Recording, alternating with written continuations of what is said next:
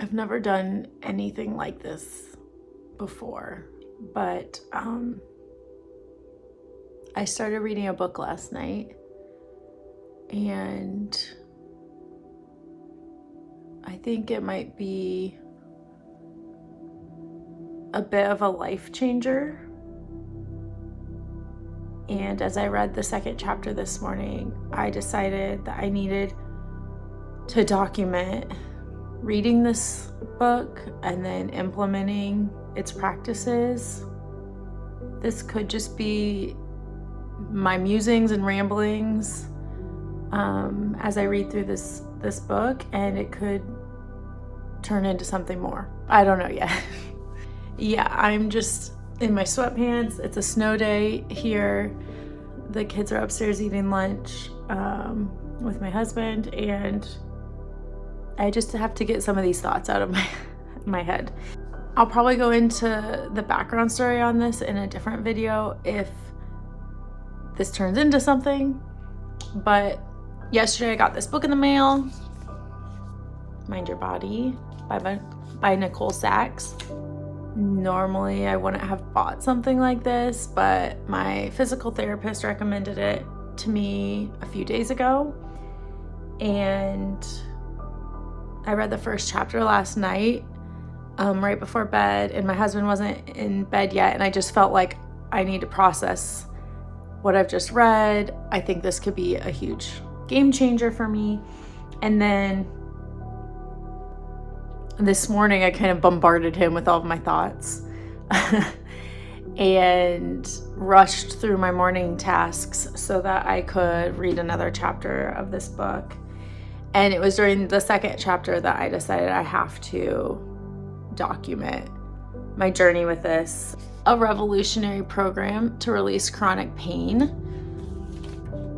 I've had chronic pain for a while now, and again, maybe I'll do another video where I go into more detail on my personal backstory. But as I was reading the second chapter, I just felt like, again, I had so many thoughts that I needed to get out of my system. I started taking some notes, and ultimately by the time I finished chapter 2, I was like, I have to film myself talking about this.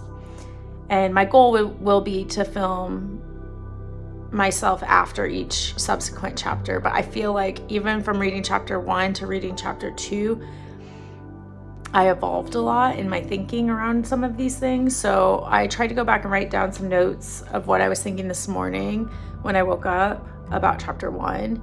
And then also what I am now thinking having read chapter 2. For reference, chapter 1 of this book, I also read the foreword and the author's note. The author's note I think is particularly important because she gets a little bit into vocabulary. Part 1 of this book is called Behind the Scenes in Your Brain. Learn and Believe, Opening the Door to Healing. I do not have a science background. I would say it's one of my worst subjects, but the way that Nicole breaks some of this stuff down I think is really brilliant, and she continues to repeat points. I think in this particular situation, I'll talk more about this in a second, I think in this particular situation it's much needed to continue to repeat some of her main points. But chapter 1 is called Mind Body Science Explained. About halfway through this chapter, reading this chapter last night, I felt this overwhelming sense like that's me. Like I am the target audience for this book.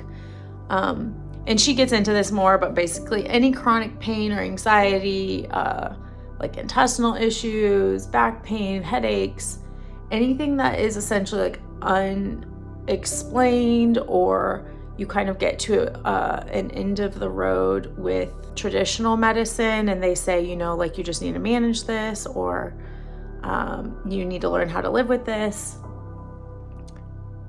She says you're a candidate for trying her system, basically.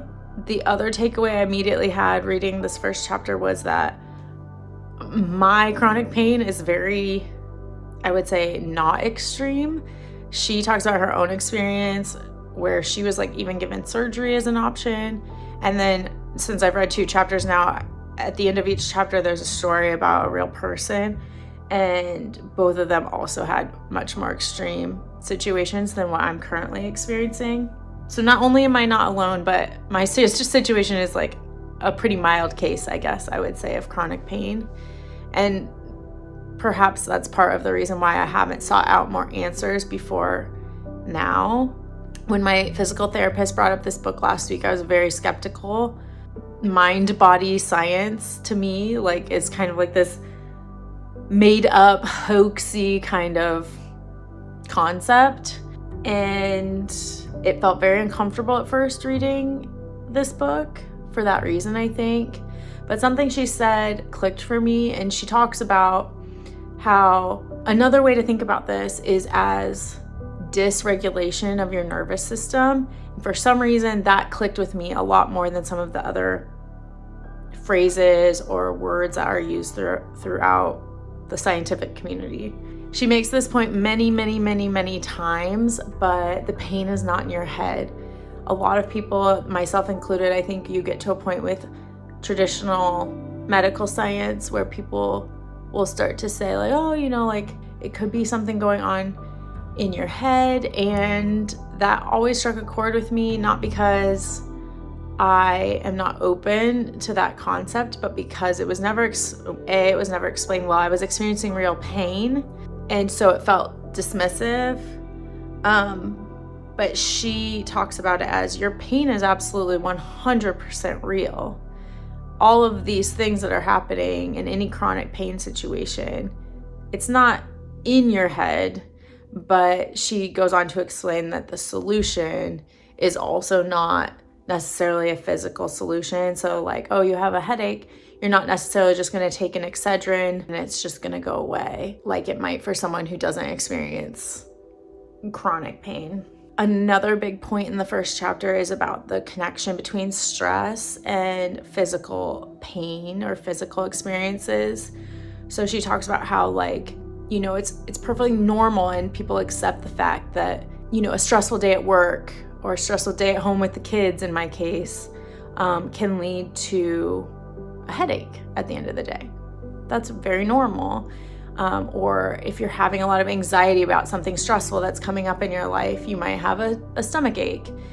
We agree as a society that these are normal reactions, but then when you try to take that to a more extreme or like chronic pain kind of level, we get really hesitant, I guess, to connect stressors in our lives to chronic pain.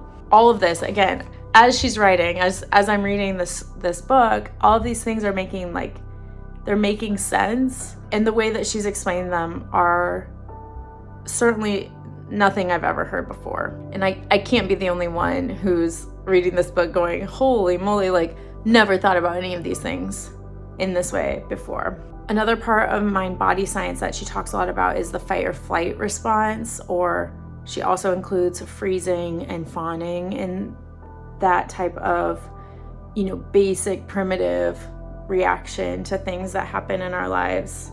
And when you look at that type of thing from a very like primal, like base level, like, you're under attack and you have to react, fight or flight has always made sense to me, of course, but my life is, I'm not under constant attack. Like I don't have real stressors in my life. I never really thought about it like this before. And even like if my husband's pointed out before, like I'm not feeling well, and he'll say like, well, do you think it has to do with this stressful thing that just happened? In my head, most of the time, I'm like, that's not a stressful enough thing for me to be having any physical discomfort over the scenario. What I'm reading in this book is kind of put that topsy-turvy for me. Like even very, very small things can lead to physical manifestations in our body. So even though my life I wouldn't say my life is all that stressful, but I have 2 small boys. I am home with them most of the time. And then of course, all the rest of our life, like finances and relationships and managing a house and normal things, all of that can add up and be like small or simple stressors.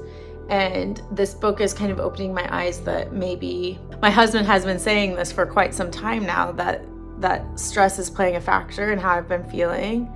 And I was really, really not buying into that, I guess, because in my mind, my life just isn't stressful enough compared to other people. My life should not be considered stressful, but she kind of turns that upside down and is like, well, anything could be a stressor. Like, and I think especially, I don't know if this is gonna be a focus of this series or not, but like, I think for people who are moms from my generation, there is a lot of inputs to concern ourselves with. And I try not to get caught up in most of those things. There's just a lot going on, and I can see where, now that I've taken a step back and used this book as a lens to look at my life, I can see where maybe the stresses of being a mom with small children have caught up with me, I guess. Another point she makes is that pain is normal. Pain is our body telling us to slow down. So, when you sprain your ankle, your body is giving you pain signals right away so that you stop walking on your foot, you don't make anything worse, you rest it. I used to seek medical attention, whatever you need to do. So the point of this book isn't to eliminate, or this program, this concept, it's not to eliminate pain, because pain is like, it's a part of life, and it is something that is useful for us to make sure that we keep ourselves safe. Pain has a prescribed amount of time. There should only be so long that your ankle hurts after you've sprained it.